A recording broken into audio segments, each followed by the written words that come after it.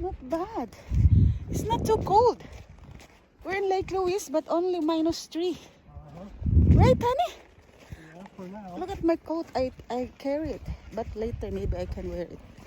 I will wear it. But look at the ice. It's still. Oh my God! Look at that.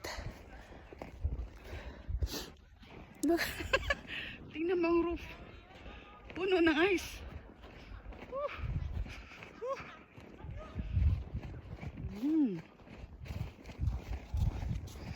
Diba? Makapasok pala. I thought we can't enter here, honey. I thought we can't enter the parking lot ba?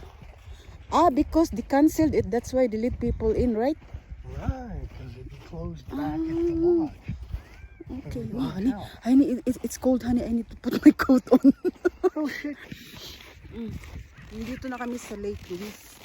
Hoping na makita namin ang mga sculpture, pero wala na. Pinagtatanggal na nila. Dahil hindi masyadong malamig. Biruin mo, -3 lang. Dapat pala ang sculpture. Kailangan mag-stay ng sobrang lamig. Look at that. Lake, itong aking pinaglalakaran, ha? I'm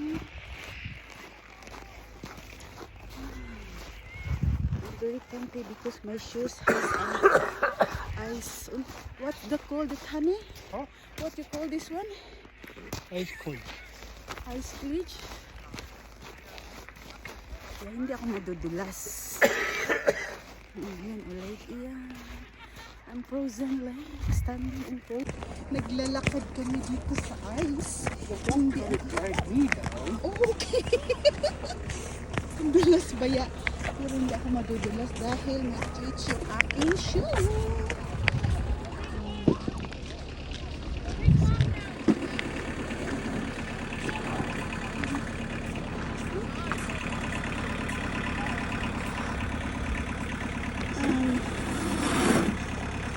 Fairmont Hotel.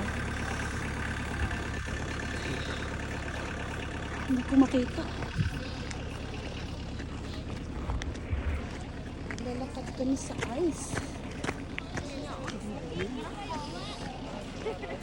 Ang panty ako dahil may glitch itong aking sapatos. Yun lang natira. Isa na lang natira. Isa na lang natira na sculpture. Pinagtatang